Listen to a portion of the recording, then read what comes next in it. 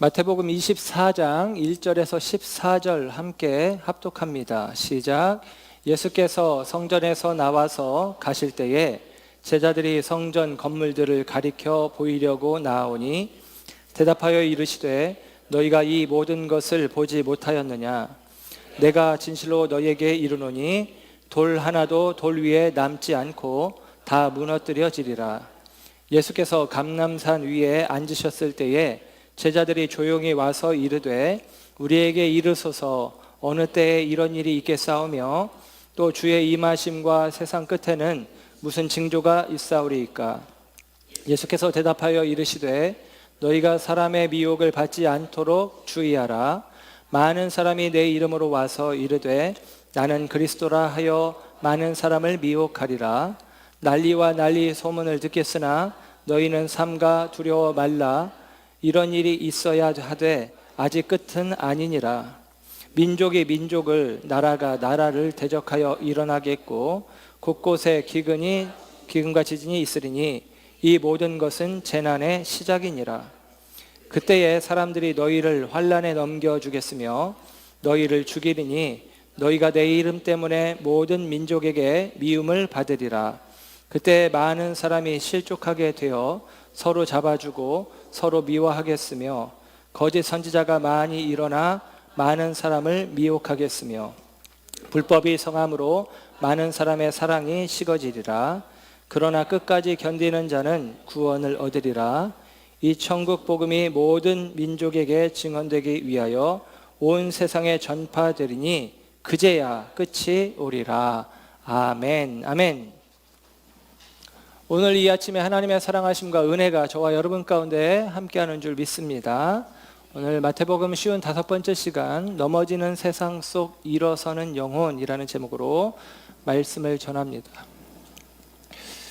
먼저 코로나 사태로 말미암아 많은 사람들이 두려워하고 있는데 저와 여러분 가운데 하나님께서 허락하시는 샬롬, 평안의 은혜가 더하여지기를 축복합니다. 그렇다고 안일한 마음으로 있을 수는 없죠. 우리가 현명하게 또 지혜롭게 대처하는 것은 중요하다고 생각을 합니다. 예배할 때 마스크를 쓰시는 분들을 허용을 합니다. 우리 교회는 모자도 쓰시는 분들이 가끔 있더라고요. 그게 그렇게 큰 문제는 아닌 것 같습니다. 지난주 말씀에 제가 예수님의 이 마태복음의 5대 강화, 예수님의 5개 설교 가운데 23장, 24장이 예수님의 5대 강화, 5번째 설교라고 했는데 그것은 제가 실수한 이야기입니다. 24장, 25장이 5대 강화에 속합니다. 저도 사람이기에 실수를 하니까 용납해 주시기를 바랍니다. 그런 차원에서 여러분들에게 즐거운 이야기를 하나 들려드린다면 저의 치부, 제 아내의 치부죠. 제 아내와 저는 한 몸이니까 제 아내가 요즘 운동을 열심히 합니다. 운동하는 데서 코로나 때문에 마스크를 쓰고 오라고 했습니다. 그래서 제 아내가 운동한다고 운동을 편하게 하겠다고 너무 몸매가 적나라하게 드러나는 옷을 입고 이 옷을 입고 가도 되겠냐고 저에게 자꾸 물어서 나는 안 된다라고 했지만 꼭 가고 싶어 하더라고요. 운동하는데 마스크를 쓰고 오라고 했다고 해서 그러면은 그렇게 하고 가라고 제가 이야기를 했습니다. 마스크를 쓰면 얼굴을 가릴 수 있기 때문이죠. 몸은 못 가려도 얼굴을 가리면 되는 거니까요. 네, 정체는 드러나지 않고 참 안타까운 시간들이지만 이 시간들 속에서 합력하여 선을 이루시는 하나님의 일하심을 기대하고 소원합니다. 오늘 우리가 다루는 말씀 속에서도 오늘 이 시대와 비슷한 현상들에 대해서 예수님께서 우리가 마태복음을 강해해 오면서 공교롭게도 오늘 이 말씀 속에서도 우리가 이 시대 속에서 어떠한 마음과 생각들을 품고 살아가야 될지를 우리에게 들려주는 이야기를 우리는 찾고 발견할 수 있다라고 생각을 합니다. 오늘 본문의 이야기는 예수님께서 5대 강화의 말씀으로 예수님께서 24장, 25장의 마지막 때의 징조들에 대해서 이야기하십니다. 먼저는 성전이 무너질 것에 대해서, 예루살렘 성전이 무너질 것에 대해서 1절, 2절에 이야기하시고 오늘 14절까지 그 징조들에 대해서 이야기하시고 성경학자들에 따라 다르지만 그 이후에 7가지 비유 혹은 5가지 비유의 이야기를 통해서 마지막 때에 대해서 예수님께서 이야기해 주시는, 설교해 주시는 말씀이라고 볼 수가 있겠습니다. 그래서 이제 제일 먼저 시작되는 것이 예루살렘 성전의 멸망과 관련되어진 이야기인데요. 제가 중학교에서 고등학교 이렇게 넘어가는 시기에 한번 다리를 기부스를 한 적이 있습니다. 다리를 기부스를 했는데 기부스를 하고 제일 불편한 것은 처음에는 양말을 신는 거였어요. 허리가 안 굽혀져가지고. 근데 나중에는 굉장히 유연한 몸으로 제가 바뀌더라고요. 그리고 진짜 제일 불편한 것은 화장실에서 볼일을 보는 것이었습니다. 우리 집은 시골에 가난한 집이었고 저희 집 화장실은 밖에 이른바 푸세식 화장실, 쭈그려 앉아서 볼일을 봐야 되는데 오른쪽 다리 하나를 통으로 기부스를 해놨으니 쭈그려 앉는 것이 구조적으로 굉장히 어렵게 되었습니다. 다행인 것은 화장실이 조그만해서 양쪽으로 팔을 벌리면 양쪽 벽에 손이 다 나름 균형을 잡을 수 있는 그런 가능성이 있어서 볼일을 봤는데, 하루는 그렇게 볼일을 보고 있는데 어떤 연구인지 모르겠지만 그 화장실에 쌍용이라고 하는 회사의 사보인데 여의주라고 하는 사보가 놓여 있었습니다. 그래서 이제 볼일을 보다가 그 불편한 다리로, 불편한 자세로 그 사보를 딱 집어들었는데 그 사보의 맨 뒤편에 한 일러스트, 그림으로 이제 우리에게 어떤 메시지를 전하는 일러스트를 보게 되었어요. 그 일러스트의 내용이 이런 것입니다. 한 슬픈 표정을 하고 있는 노인의 모습 뒤로 쇠창살에 갇혀 있는 젊은이의 그림이 그려져 있는 것입니다. 그리고 그 일러스트는 이렇게 설명을 합니다. 이 노인이 지금 슬퍼하고 있는 까닭은 마약에 사로잡힌 자기 아들을 자기 손으로 직접 경찰서 유치장에 넘겨주고 돌아서는 장면이라고 하는 것입니다. 그 노인의 슬픈 얼굴빛이 시간이 한참 지났는데도 저는 기억이 납니다. 자기 아들, 마약하는 아들, 그 마약을 끊어내기 위해서 자기 아들을 경찰서에 직접 신고하고 유치장에 집어넣고 돌아서는 그 모습인 것이죠. 오늘 성경의 이야기가 마치 이런 이야기와 같아요. 오늘 본문 가운데 보면 지금 마태복음 24장 1절 2절의 말씀을 먼저 보시면 제자들이 예수님께 와서 이야기를 합니다. 예수님, 이것 보세요. 이게 뭐냐면 예루살렘 성전을 가리켜서 이야기합니다. 와, 이것 보세요 하는 것이죠. 마가복음에는 그 부분을 조금 더 자세히 설명을 하면서 이 돌들과 이 건물들을 좀 보십시오 하면서 이야기를 해요. 그런데 예수님께서 그 건물을 보시고 하시는 말씀은 이런 말씀입니다. 2절 하반절에 돌 하나도 돌 위에 남지 않고 다 무너뜨려지리라 라는 것입니다. 돌 하나도 돌 위에 남지 않고 다 무너뜨려지리라. 이 성전 무너진다 라고 이야기를 하고 계신 것입니다. 여러분, 성전은 이른바 하나님의 집 아닙니까? 하나님의 집을 하나님이 무너뜨려야 하는 것입니다. 하나님의 집이라 이름 불려지는 그 성전을 손수 자신의 손으로 무너뜨려야 하는 하나님의 슬픔을 저는 그 일러스트 속에서 자신의 아들을 직접 경찰서 유치장에 집어넣고 돌아서는 그 슬픈 노인의 표정 속에서 짐작해 볼 수 있지 않은가 하는 생각을 해봅니다. 성전은 하나님의 임재의 상징이요, 성전은 하나님의 축복의 통로로 여겨지고 있는데 그 임재의 상징을 무너뜨리고 그 축복의 통로를 친히 닫아버리는 것이 하나님 자신의 손으로 그 일을 해야 된다면 하나님이 그 일들을 얼마나 힘겹게 하시는 것인지 우리는 생각해 볼 수 있습니다. 성전의 역사를 간략하게 말씀을 드리면 에덴 동산을 이른바 성전의 역사 속에 집어넣을 수 있어요. 하나님의 임재가, 하나님이 함께 하시는, 그리고 하나님의 백성들이 축복을 누리는 자리였죠. 에덴에서 죄를 짓고 나서 아담과 하와가 쫓겨날 때에 에덴 성전은 무너지는 것입니다. 그리고 모세를 통해서 다시 모세의 성막을 통해서 하나님의 임재, 회막, 하나님과 만나는 자리로 허락하시죠. 그리고 시간이 지나서 다윗 시대, 솔로몬 시대에 이제 솔로몬 성전, 예루살렘이라고 하는 곳에 솔로몬 성전이 우뚝 서게 되어집니다.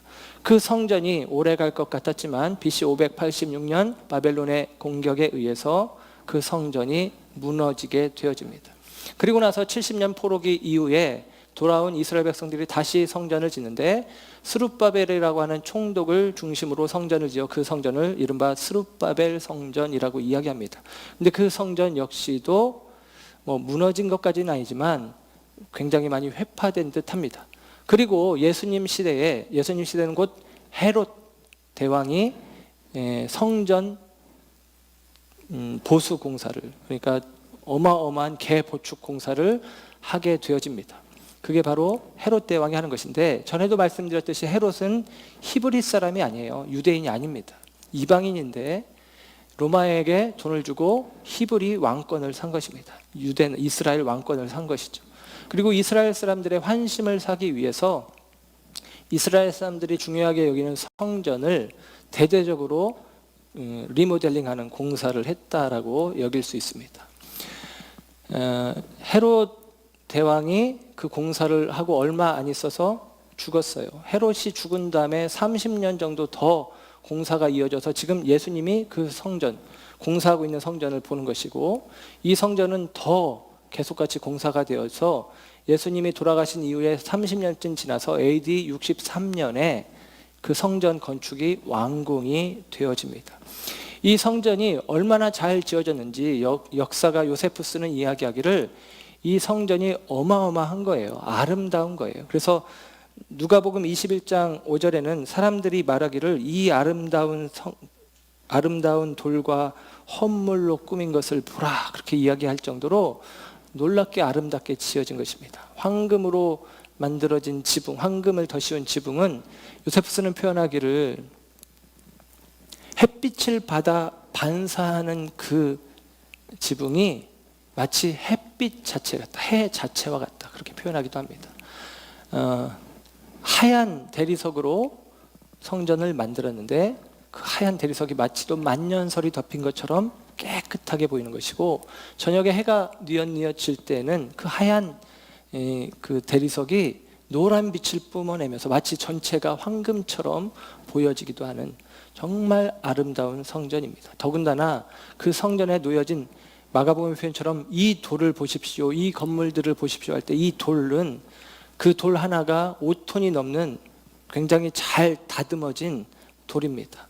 그러니까 한 10,000명 정도의 사람들을 동원해서 돌을 다듬었는데, 성전 내부에서 짜집기를 해서 해야 될 때는 레위인들이 성전에 들어갈 수 있기 때문에, 성전에 일을 하기 때문에 레위인들 1,000명을 따로 뽑아서 레위인들이 성전 안에 들어가는 돌은 따로 깎아서 넣게 할 정도로 굉장히 그 일을 자그마치 BC 19년에서 AD 63년까지 80년 넘게 그 일들을 해서 성전을 만들어 놓은 것입니다. 그리고 예수님도 그 성전의 모습의 중간쯤을 본 거예요. 그런데 예수님 말씀하시는 것입니다. 돌 하나도 돌 위에 남지 않고 다 무너진다. 그리고 예수님의 말씀은, 예수님의 말씀 예언은 성취되어집니다. AD 63년까지 80여 년 동안 지었던 성전이 7년 동안 세워져 있다가 AD 70년 로마 장군 티투스에 의해서 전쟁이 일어나고, 이 유대 전쟁 가운데 불이 일어나고, 그리고 예루살렘 성은 무너져 내리게 되어집니다. 오늘날 이스라엘에 가면 사람들이 성벽을 이제 붙잡고 있는데, 그 성벽은 성전이 아니라 성전의 터를 반듯하게 놓기 위한 축대입니다. 우리 교회로 치면 올라오는 길에 보강토가 놓여져 있잖아요. 그런 축대입니다. 그리고 성전은 다 무너져 버렸다라고 하는 사실입니다. 오늘날에는 그곳에 이슬람 사원이 놓여져 있어서 예루살렘 성전이 있던 자리에 이슬람 사원이 놓여져 있는 것을 볼 수가 있습니다. 중요한 것은 예수님께서 말씀하신 대로, 예언하신 대로 예루살렘 성전이 AD 70년에 무너졌다라고 하는 사실입니다.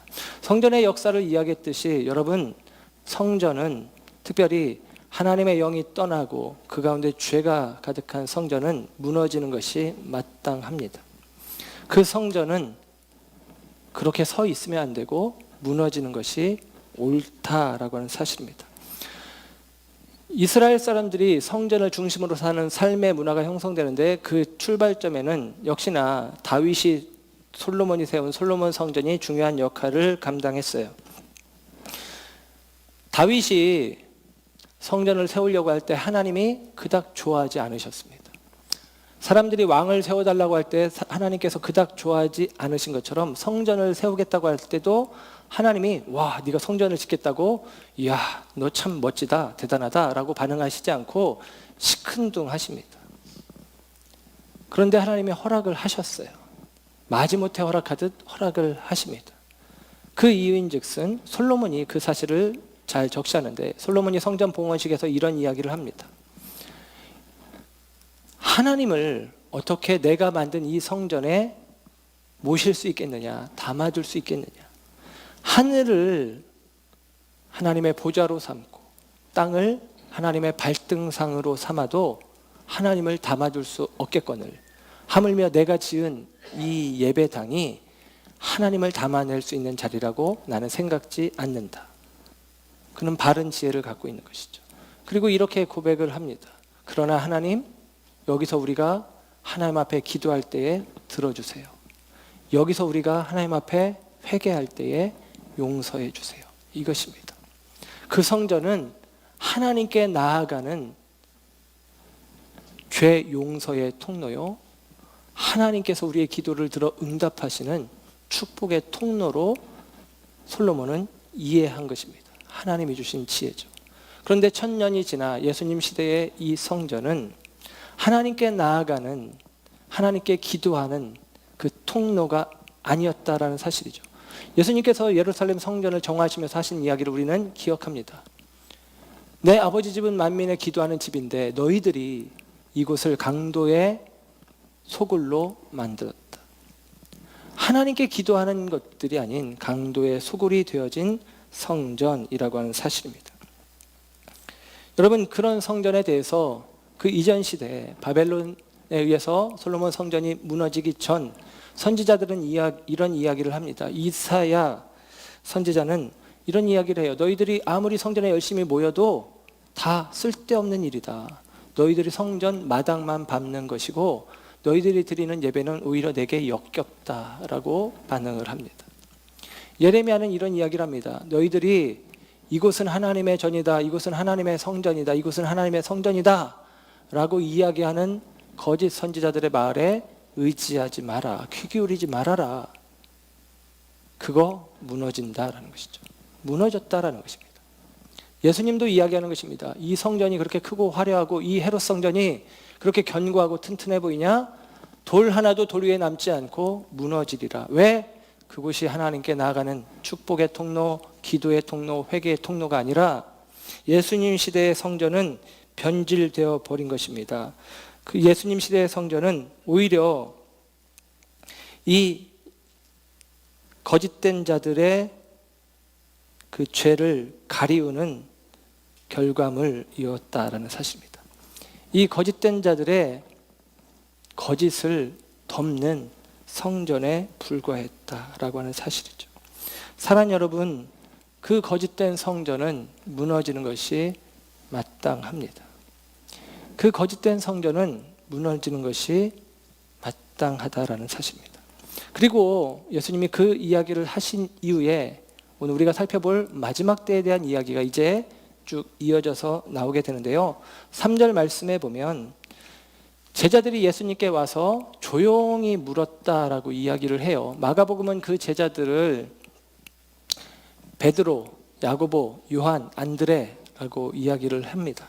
그러니까 예수님과 아주 가까이 지낸 제자들이 예수님께, 예수님, 그 무너지는 때가 언제입니까? 예수님, 그때의 징조가 뭡니까? 예수님, 세상 끝날에는 어떤 징조들이 있나요? 라고 이야기합니다. 기본적으로 여러분, 세상 끝날이라는 히브리인들의 개념은 성전이 무너지는 때, 예루살렘이 무너지는 때입니다. 우리가 생각하는 지구 멸망의 개념이 아니라 마태복음의 독자들인 유대인들에게 있어서는 세상의 끝이라는 개념, 그들의 세상의 끝은 전에도 그런 경험이 있었지만 성전이 무너지는 것이고 예루살렘이 무너지는 거예요. 왜? 하나님이 붙잡지 않고 버렸다는 증거가 성전의 무너짐, 예루살렘의 무너짐입니다. 하나님께 버림받은 게 끝난 것이죠. 성전이 무너졌어? 그럼 우리 하나님께 버림받은 거야. 예루살렘의 평화가 사라졌어? 하나님이 우리를 더 이상 관여치 않는 거야. 세상은 끝나버린 거야 라고 인식하고 있다라고 하는 사실입니다. 언제입니까? 라고 제자들이 물었다라고 하는 사실입니다. 그래서 예수님께서는 그 물음에 따라 이제 24장, 25장, 다섯 번째 강화의 말씀을 통해서 예수님께서 마지막 때의 징조들에 대해서 이야기를 해줍니다. 그 징조들에서 눈여겨볼 것 중에 하나는, 첫째는 어떤 징조들이 있냐? 미혹하는 일들이 있다라고 이야기를 합니다. 오늘 보면 4절에 사람의 미혹을 받지 않도록 하라. 5절에 많은 사람을 그들이 미혹하리라. 거짓 그리스도가 미혹하리라. 11절에 거짓 선지자가 많이 일어나 많은 사람을 미혹하겠으며, 읽지 않았지만 24절에도 끝부분에 보면 할 수만 있으면 택하신 자들도 미혹하리라 그럽니다. 미혹하는 일들이 많다라는 것이죠. 그리고 6절에 가면 난리와 전쟁의 소문들이 있을 것이다. 그리고 진짜 전쟁들이 있다. 그 전쟁으로 말미암아 기근이 있고, 그리고 자연재해 같은 지진들이 있고, 그리고 마태복음과 마가복음에는 없지만 누가복음에는 전염병이 있다. 그런 이야기까지 포함을 시키고 있습니다. 그리고 그 마지막 때에는 성도들이 환난을 당하게 되어진다라고 하는 것입니다. 그런 일들이 마지막 때에 있다라고 예수님이 말씀을 하셨어요.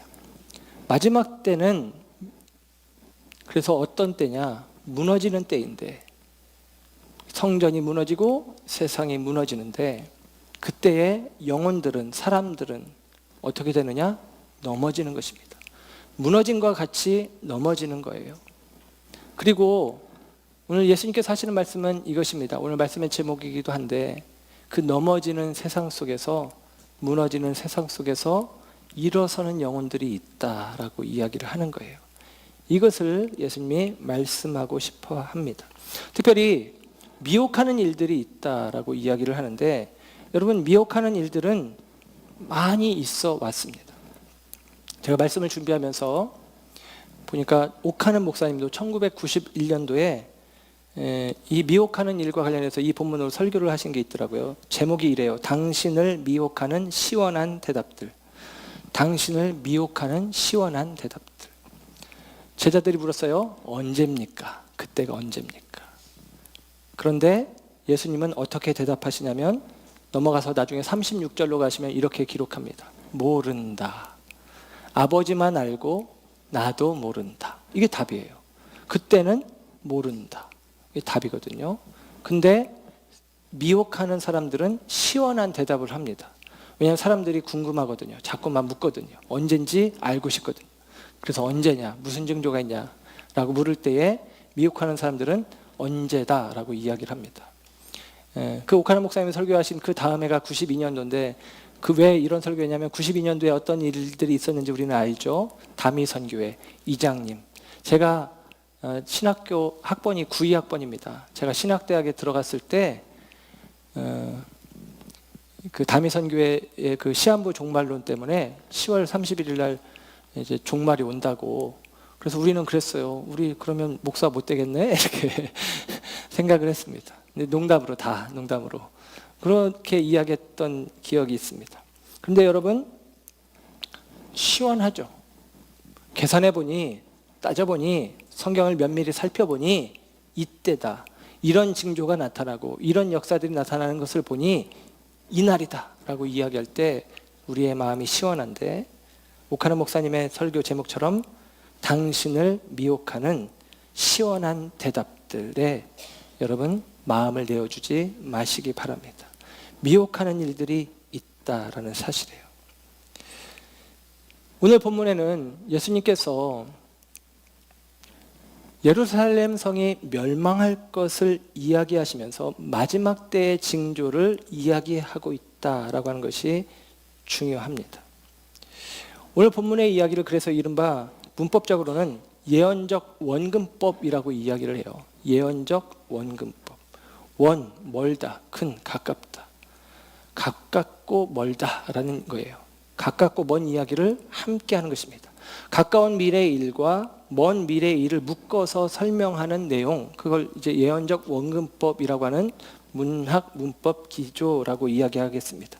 그래서 오늘 예수님께서는 성전 파괴와 세상 멸망을 함께 이야기하는 본문으로 이 성경을 이해합니다. 오늘 분명히 예수님께서는 말씀하시는 게 뭐냐? 제자들이 질문한 게 뭐냐? 언제 성전이 무너집니까?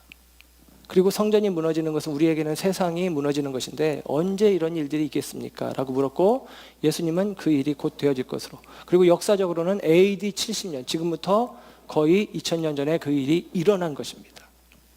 그런데 우리는 이 말씀을, 특별히 마태복음 24장, 25장의 말씀을 마태의 요한계시록, 마태의 묵시록이라고, 마태의 계시록 혹은 마태의 묵시록이라고 이해를 하면서 이 성경이 예수님께서 마지막 때에 대해서 예언한 것으로 그렇게 우리는 이해를 합니다. 사도 요한도 요한계시록을 통해서, 사도 바울도 데살로니가 서신을 통해서 마지막 때에 대해서 이야기를 했는데, 그들보다도 더 예수님이 하신 말씀이니까, 예수님이 하신 말씀이니까 얼마나 큰 영향력이 있는지 우리는 이 말씀에 귀를 기울일 수밖에 없고, 그 모든 시한부 종말론자들의 그런 예언의 기초도 이 말씀들에 기초해 있는 것도 사실이기도 합니다. 그런데 여러분, 분명히 말씀드리지만 이 말씀들은 AD 70년에 일어난 일들에 대해서 예수님께서 말씀하신 것입니다. 그런데 그 말씀들의 내용은 성전이 무너진다라는 거예요. 그리고 거짓된 자들도 함께 무너질 것입니다. 거짓된 자들을 따랐던 세상도 무너질 것입니다. 그 무너짐에 대해서 이야기를 하고 있습니다. 사도행전 5장에 가면 바울의 스승이었던 가말리엘이 그리스도인들이 복음을 전하는 것 때문에 못마땅해하는 사람들에게 그런 이야기를 합니다. 내버려둬라, 내버려둬라. 그게 사실이면 일어설 것이고 거짓이면 무너질 것이다. 드다라는 사람이 한 400명 이끌었는데 그가 죽으니까 다 사람들이 흩어졌다. 유다라는 사람이 갈릴리에서 일어났는데 많은 사람이 따랐지만 그가 망하니까 다 흩어졌다. 여러분, 오늘날도 마찬가지예요. 거짓된 것들을 따라가는 자들은 그 거짓된 자가 무너질 때에, 죽을 때에 다 흩어지게 되어집니다. 요즘 코로나 사태로 말미암아 코로나의 원흉이 신천지처럼 되어진 상황 속에서 사람들이 이야기하더라고요. 이만희가 걸려야 되는데 라고 이야기를 합니다. 그런데 예를 들면 걸리든 말든 무너질 것은 무너지는 거예요. 그게 이치입니다. 거짓된 것은 무너지는 것입니다. 그리고 예수님은 말씀하시는 거예요. 성전이 무너진다, 무너질 것들이 무너진다, 마지막 때에 무너진다, 모든 것이 무너진다라고 이야기를 하고 있는 것입니다. 여러분, 그 무너지는 자리에서 사단이 하는 게 있어요. 같이 무너지는 것이죠. 같이 넘어지는 것입니다. 한 선교 잡지에서 그런 이야기를 합니다. 사단의 성품 가운데 유일한 덕이 하나 있는데 그것은 성실함이다라는 거예요. 누구도 따라갈 수 없는 성실함, 쉬지 않고 열심히 미혹하는 일을, 넘어뜨리는 일을 사단이 한다라는 거예요. 여러분, 그게 마지막 때 되어지는 일들이기도 합니다. 오늘 말씀을 이해하기 위해서 한 절의 말씀을 다시 한번 집중해서 보길 원합니다. 3절, 예수께서 감람산 위에 앉으셨을 때에 라고 이야기를 합니다. 여러분, 이게 별거 아닌 것 같죠? 그리고 예수님이 진짜 감람산 위에 앉았으니까 그렇게 성경이 표현해 줄 수 있습니다. 근데 이 감람산 위에 앉으셔서 지금 5번째 강화 이 말씀들을 하고 있다는 것은 굉장히 중요한 의미를 갖고 있습니다. 왜냐하면 예수님이 감람산 위에 앉아있는 모습이 예수님이 메시아요 하나님인 것을 드러내는 표현이기 때문이에요. 왜냐하면 스가랴서 14장에 가면 이런 표현이 나옵니다. 스가랴서 14장, 여호와의 날이 이를 것이다. 그리고 그날에 하나님께서 예루살렘과 다른 나라들이 싸우게 한다는 거예요. 그래서 예루살렘이 무너지게 될 때 하나님께서 짠 하고 나타나서 예루살렘을 도와서 일으키신다라는 이야기를 합니다. 그리고 그 장면 속에 스가랴서 14장 4절 5절에 이렇게 말씀이 이어지는 거예요. 그날에 그의 발이 예루살렘 앞 곧 동쪽 감람산에 서실 것이요. 여호와가 감람산에 딱 서실 때에 감람산이 둘로 쫙 북쪽산 남쪽산으로 쪼개지면서 골짜기가 생긴다는 것입니다. 그리고 하나님께서 예루살렘에 승리를 가져오시는 일을 그것으로 확인시켜 준다라고 이야기를 합니다. 그래서 여러분 이 스가랴 말씀을 히브리 백성들은 다 알고 있단 말이에요. 감람산 위에 서신 분이 하나님이라는 의미를 알고 있다라는 것입니다. 이 스가랴 9장 9절에 우리가 이미 예수님이 예루살렘 입성하실 때에 예수님이 나귀를 타고 들어가셨고 스가랴 9장 9절이 그 사실을 예언했다라고 말씀을 드렸습니다. 그는 겸손하여 평화의 왕으로 오시되 나귀 곧 나귀 새끼를 타고 오셨다라는 표현을 스가랴 9장 9절에 했어요. 그래서 이 나귀를 타고 예루살렘에 오시는 예수님을 사람들이 종려나무 가지를 흔들고 겉옷을 내어 깔면서 호산나 호산나 하면서 구원해달라고 구원자라고 메시아라고 인정하며 환호했던 것입니다. 이스라엘 사람들은 성경을 알고 있었고 그 성경에서 말하는 뉘앙스를 압니다. 나귀 타고 오시는 분이 메시아지라고 알고 있는 것이고요. 오늘 감람산 위에 앉아있는 분이 메시아 하나님이라는 사실을 알고 있습니다. 그리고 그 하나님께서 예수님께서 메시아가 마지막 때의 징조에 대해서 이야기를 하고 있는 것입니다. 귀 기울여 들을 수밖에 없는 것이죠. 여러분 예수님이 마지막 때에 대해서 이야기를 하고 계셔요. 그리고 이 마지막 때에 대한 이야기는 이미 말씀드렸듯이 예언적 원근법을 사용해서 가까운 미래와 먼 미래, 지금 예루살렘 성이 함락되어 무너지는 것과 그리고 마지막 때의 세상의 멸망의 이야기가 함께 오버랩되어 섞여 있는 이야기가 오늘 본문의 이야기다라고 하는 사실입니다. 그래서 우리가 기억할 것 중에 하나는 무엇이냐면 마지막 때 재앙이라고 하는 것은 예수님의 재림 직전에 있어질 일들이 아니라 저와 여러분이 살아가는 이 시대 속에 항상 있는 일들이다라고 기억하는 것입니다. 오늘 본문 속에 여러분 8절을 보세요. 8절에 이 모든 것은 재난의 시작이라. 이 모든 것은 앞에 있는 말을 받아보니까 민족이 민족을 나라가 나라를 대적한다. 이게 전쟁이에요. 예레미야의 표현은 칼입니다. 그리고 그 결과 곳곳에 기근이 예루살렘 성이 포위되어 먹을 것이 없어 굶어요. 기근이 일어납니다. 자기 아이를 삶아 먹는 일들까지 생겼대요. 얼마나 굶주렸으면. 그리고 그 시체를 밖에 장사 지내지 못하고 있으니 그 안에 전염병이 돌기 시작합니다. 칼과 기근과 전염병으로 멸망되어지는 이야기예요. 그런데 그게 예루살렘 멸망의 징조인데 예수님은 그걸 재난의 시작이다 라고 이야기를 하는 거예요. 재난의 끝이라고 생각하는 전쟁과 지진과 기근과 전염병이 재난의 시작이다 라고 이야기했다라는 것입니다. 재난의 시작이다. 그래서 여러분 우리 가운데 있는 모든 일들이 지금 그 재난이 우리 가운데 있는 과정들입니다. 그렇게 이해를 하는 것이 좋습니다. 히브리서에서는 히브리서 9장 26절에 세상 끝이라는 표현을 쓰는데 세상 끝이 우리가 생각하는 종말이잖아요. 마지막 지구 멸망 그렇게 생각할 수 있는데 이 세상 끝이라는 표현을 언제 세상 끝이라는 표현을 쓰냐면 히브리서 9장 26절에 자기를 단번에 제물로 드려 죄를 없이 하시려고 세상 끝에 나타나셨느니라. 예수님이 자기를 제물로 드려 단번에 제물로 드려 우리의 죄를 없이 하시려고 세상 끝에 나타나셨대요. 그러니까 이 얘기는 뭐냐면 예수님이 십자가를 지신 그때가 세상의 끝이라는 것입니다. 그게 세상의 끝이에요. 사도 요한은 이런 이야기를 합니다. 요한 1서 2장 18절에 지금은 마지막 때라. 그리스도가 오리라는 말을 너희가 들은 것과 같이 지금도 많은 적그리스도가 일어났으니 그러므로 우리가 마지막 때인 줄 아노라 그럽니다. 사도 요한은 요한계시록도 쓴 사람이잖아요. 그런데 그가 서신서를 통해서 뭐라고 이야기하냐면 지금이 마지막 때인 줄 우리가 다 안다. 왜? 지금 예수님이 말씀하신 대로 적그리스도가 미혹하는 일들을 하고 있으니까 지금이 마지막 때구나 라고 사도 요한은 인식하고 있었다라는 것입니다.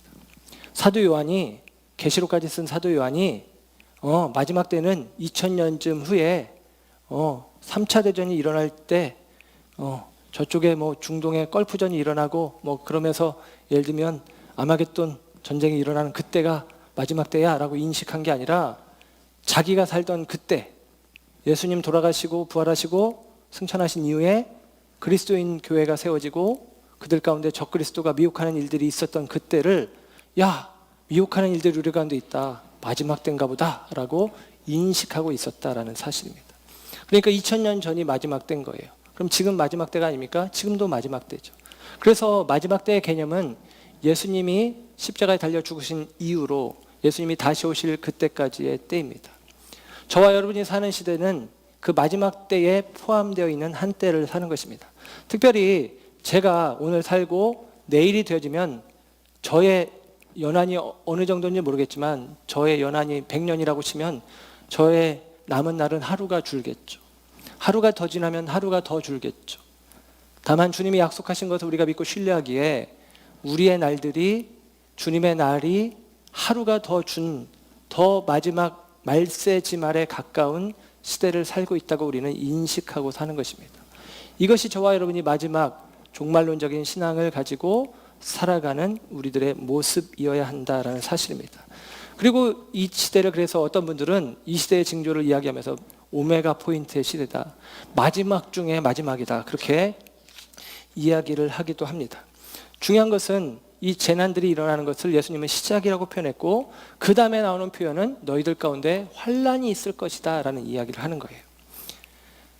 세상에 전쟁이 일어나고 기근이 있고 전염병이 돌고 재난의 시작인데 그런 현상 속에서 너희들 가운데 환난이 있을 거야 라고 이야기를 해주고 있습니다. 여러분 그 환난 가운데 어떻게 하라는 거예요? 이겨내라, 견뎌라, 참아내라 라고 이야기를 해주고 있는 것입니다. 여러분 한번 보세요. 성경 가운데 우리가 생각하기에는 전쟁이 있고 기근이 있고 지진이 있고 그러면 세상이 무너질 것 같죠? 근데 그렇지 않습니다. 시작이래요. 그러면 언제가 끝입니까? 오늘 보면 14절로 가서 봅시다. 14절 이 천국 복음이 모든 민족에게 증언되게 위하여 온 세상에 전파되리니 그제야 끝이 오리라. 아멘. 이것입니다. 전쟁 때문에 세상이 무너지지 않습니다. 복음이 전파돼야 무너지는 것입니다. 끝나는 것입니다. 기근 때문에 전염병 때문에 세상이 문을 닫는 게 아닙니다. 복음이 전해져야 천하 만민에게 복음이 전파되어야 세상의 끝날이 오는 것입니다. 그리고 우리에게 명하시는 것입니다. 이 재앙의 날들 속에서 이 무너지는 세상 속에서 너희들이 복음을 붙잡고 서 있어라. 견디어내라. 그 이야기를 우리에게 하고 있는 것입니다. 사도 요한이 쓴 요한계시록의 구조가 그런 구조예요. 오늘 본문 가운데 13절을 먼저 보고 설명을 드릴게요. 그러나 끝까지 견디는 자는 구원을 얻으리라.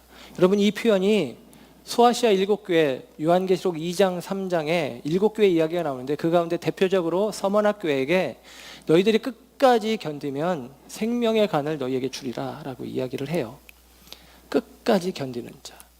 그리고 7교회를 향해서 뭐 미혹되지 말아라, 세상의 가치관을 따라가지 말아라, 뭐 등등등등 다 이야기하고 나서 그 다음에 하는 이야기가 뭐냐? 4장과 요한복음 2장 3장에서 7교회 이야기하고 4장과 5장에서 천상의 예배, 하늘의 예배를 보여줍니다. 환상 가운데. 와, 이 예배의 영광이 우리들의 실제다. 이 땅에서 고난받더라도 너희들은 하늘의 영광된 예배에 참여할 자들이다.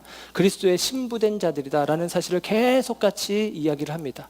그러면서 요한계시록은 이어지는 것이 7 인재앙, 7 나팔재앙, 7 대접재앙으로 이어지는 거예요. 그 재앙을 통해서 첫 번째 재앙을 통해서 인간의 세상의 생명의 4분의 1이 그 다음에 나팔재앙의 3분의 1이 나중에 대접재앙의 전부가 다 멸망된다라고 이야기를 하는 것입니다.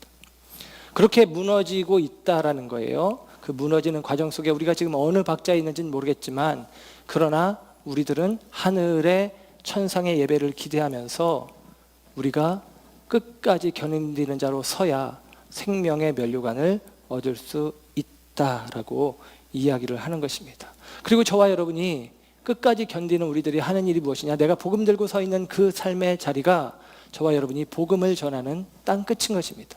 이것이 저와 여러분에게 주어진 오늘의 말씀의 내용이라고 말씀을 드리고 싶습니다. 요즘 세태와 관련되어서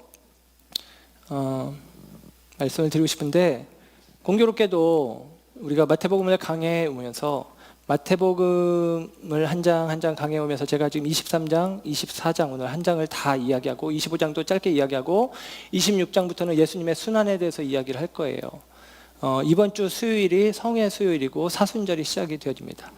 사순절을 맞아서 우리 푸른교회 우리 청년들이 곳곳에 이제 장식을 좀 해두었어요. 사순절과 관련된 장식을 좀 해두었는데 사순절이 시작됩니다. 그 사순절에 저는 개인적으로 예수님의 순환과 관련되어진 이야기를 우리가 접할 수 있을 것 같아서 그렇게 좀 만났으면 좋겠다라는 생각을 해봅니다. 그런데 오늘 이제 24장의 앞부분을 우리가 보지만 이 뒤에 이제 여러 가지 이야기들을 해주고 있는데, 그 이야기들 가운데 여러분 한번 40절, 41절로 한번 넘어가 볼까요? 마태복음 24장 40절, 41절. 이렇게 기록이 됩니다. 그때 두 사람이 밭에 있음에 한 사람은 데려가고 한 사람은 버려둠을 당할 것이요, 두 여자가 맷돌질을 하고 있음에 한 사람은 데려가고 한 사람은 버려둠을 당할 것이니라. 아멘.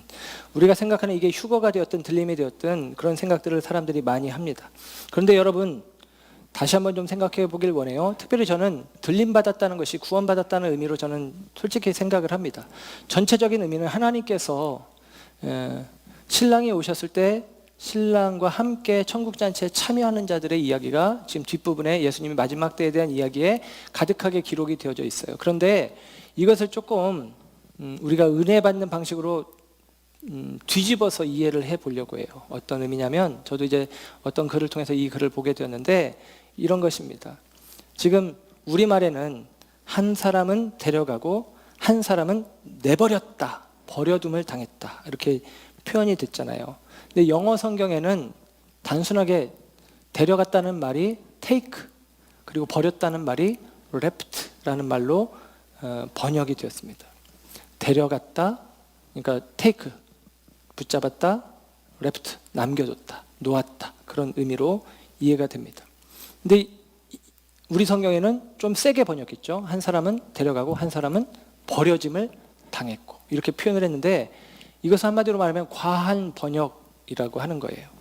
그러니까 좀 이 번역자의 의도가 섞여 있는, 본래의 의미를 조금은 좀 더 의도적으로 강하게 기록한 내용이라는 것입니다. 예, 뒤에 보면 맷돌을 간다고 했는데 나중에 우리 사사기 보겠지만 삼손이 맷돌을 굴리잖아요. 근데 그 영화나 그런 걸 보면 삼손이 맷돌을 굴리는데 그 맷돌이 연자 맷돌을 굴리는 걸로 나와요. 연자 맷돌은 여러분 소가 끄는 맷돌입니다. 근데 삼손이 그걸 이렇게 돌리잖아요. 그 얘기는 뭐예요? 삼손이 힘이 있다는 얘기거든요. 근데 성경에 힘이 없다고 표현하잖아요. 예. 무슨 얘기냐면 삼손이 힘이 없어요. 그래서 사실은 성경에서 말하는, 성경에는 맷돌이라고만 했는데 우리의 인식에는 연자 맷돌을 인식하는데 연자 맷돌이 아닙니다. 그냥 맷돌이에요. 그리고 유대인들의 맷돌은 뭐냐면 무릎 꿇고 밀 이상 몇 개 놓고 동그란 막대기 같은 걸로 막 문지르는 것입니다. 이게 맷돌질이에요. 어이가 없는 맷돌이 아니라 막 그거 한 거예요. 삼손이 구차하게 그걸 하루 종일 했던 것입니다. 근데 우리는 인식 속에 연자 맷돌을 맨 걸로 여기는 거죠. 여기도 가한 번역이 들어가 있어요. 버려졌다, 내버렸다라고 이야기하는데, 여러분 이 내버렸다라는 말이 헬라 원어로는 아피에미라는 말이 쓰여져요. 아피에미. 이 아피에미라는 말이 대부분의 경우는 어떤 때 쓰여지느냐? 죄를 용서해 주었다, 빚을 탕감해 주었다라는 말이 쓰여집니다. 버렸다는 얘기는 포기했다는 얘기잖아요. 그 빚을 받을 권리를 포기했다라는 표현도 되는 것입니다. 그래서 이 내버려뒀다는 말이 앞에 있는 take, 취했다는 말과 반대로, 택했다라는 말과 반대로 택함 받지 못한 것으로 표현을 해주고 있는 것처럼 우리는 인식을 합니다. 그런데 이걸 한번 우리가 은혜 받는 구조 안에서 뒤집어서 생각을 해볼 때, 여러분 데려간 사람과 버려진 사람 중에 오늘 본문 40절, 41절 앞에 37절에는 이런 표현을 해요. 노아의 때와 같이 인자의 임함도 그러하다. 노아의 때, 노아의 때가 언제입니까? 심판의 때고 홍수의 때죠. 그때에 데려간 사람들이 구원받은 것입니까? 남겨진 사람들이 구원받은 것입니까? 남겨진 사람들입니다. 하나님께서 죄 지은 세상을 벌하여 다 데려가실 때 노아만 방주를 통해서 그 땅에 남겨두셨어요.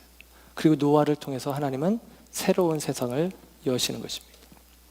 노아는 레프트, 남겨졌고 아피에미, 노아는 그 시대 속에서 하나님의 은혜 가운데 죄를 탕감받은 자이기도 합니다. 그래서 그를 통해서 하나님은 일하시는 거예요. 그래서 남겨진 사람들이 뭐 할까요? 밭을 갈던 사람은 밭을 갈겠죠. 맷돌질하는 사람은 맷돌질을 할 것입니다. 마지막 때에 징조들이 나타날 때 우리는 쟁기를 놓고, 징조가 나타날 때 우리는 맷돌을 내려놓고 예배당으로 달려가야 될 것 같은 생각들을 합니다. 그러나 여러분, 마지막 때는 예수님이 죽으신 그 이후로 예수님이 다시 오실 그때까지 우리가 사는 모든 순간이 마지막 때를 사는 것입니다. 그 마지막 때에 대해서 여러분 들어보셨겠지만, 내일 지구의 멸망이 오더라도 나는 한 그루의 사과나무를 심겠다는 스피노자의 말들을 우리는 잘 이해하고 있습니다. 예수님이 내일 오신다면 무슨 일을 하겠습니까? 존 웨슬리 목사님에게 물었을 때 웨슬리 목사님은 단순하게 이렇게 대답했다고 하시죠. 대답했다고 합니다. 오늘처럼 살겠습니다. 이것입니다. 예수님이 내일 오시면 어떻게 살겠느냐? 오늘처럼 살겠다라고 이야기하는 것입니다. 데살로니가전서 5장에 오늘 본문에 나오는 이 표현을 제가 안 드렸네요. 죄송한데, 재난이라는 말이, 이것이, 이 모든 것이 8절의 재난의 시작이다. 이 재난이라고 하는 말이 헬라어로 오딘이라고 하는 말이에요. 이 말은 재난이 재앙, 재해, 그런 개념의 재난을 우리는 이해를 하는데 그게 아닙니다. 이 오딘이라는 말은 산고라는 말이에요. 해산의 고통입니다. 그래서 영어 성경에는 이렇게 쓰여졌어요. The beginning of birth pain. birth pain이라는 거예요. birth pain이 시작되는 때라고 성경은 이야기합니다. 해산의 고통이 시작되는 때다라고 이야기를 하는 거예요. 해산의 고통은 죽음을 통해서 생명을 낳는 과정입니다. 그리고 예수님께서 그 해산의 고통으로 우리를 살리셨고, 바울은 예수님의 뜻을 따라 내가 해산의 수고를 통해서 교회를 세우기 위해서 내가 애쓴다. 나 자신을 관제로 들여부어도 나는 좋다라고 바울이 이야기하고 반응합니다. 신약 성경에서 이 오딘이라고 하는 말이 여기 나오는 거예요. 마지막 때 데살로니가 전서 5장 3절에 그때는 해산의 고통이 임하는 때다. 그런데 그 해산의 날이 언제일지 모른다. 언제일지 모른다. 그러면서 표현하기를 그날이 도둑같이 임하는데 도둑같이 너희에게 임하지만 너희는 도둑같이 임하지 않는다라고 이야기하는 거예요. 마지막 날은 도둑같이 임하는데 너희에게는, 믿는 너희에게는 도둑같이 임하지 않는다라고 이야기하는 거예요. 이유가 뭐냐? 그 뒤에 겉면과 더불어 이유를 이야기하는 것은 너희들이 깨어 있으라라는 것입니다. 깨어 있으면 도둑이 언제 올지 모르지만 도둑을 맞지는 않는다라는 거예요. 잠들어 있으면 도둑이 언제 올지 모르고 도둑이 왔을 때 도둑질을 당하는 것이죠. 우리의 영혼이 노략질 당할 것입니다. 그러나 깨어 있으면 도둑질 당하지 않는다라는 거예요. 사랑하는 여러분, 저와 여러분 가운데 우리가 해야 될 일이 무엇이냐? 깨어 있는 것입니다.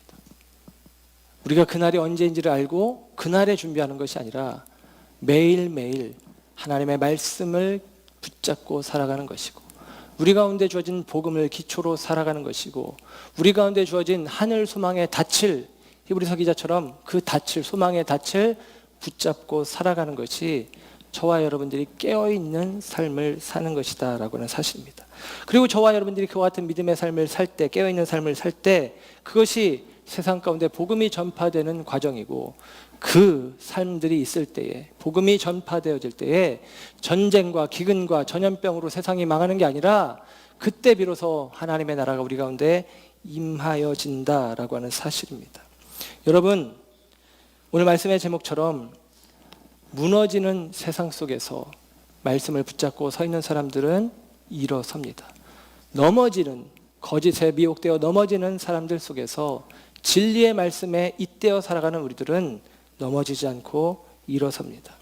당 후대의 도연명이라는 시인이 이런 시를 씁니다. 청송제동원 중초몰기자 응상진리류 타견견고지.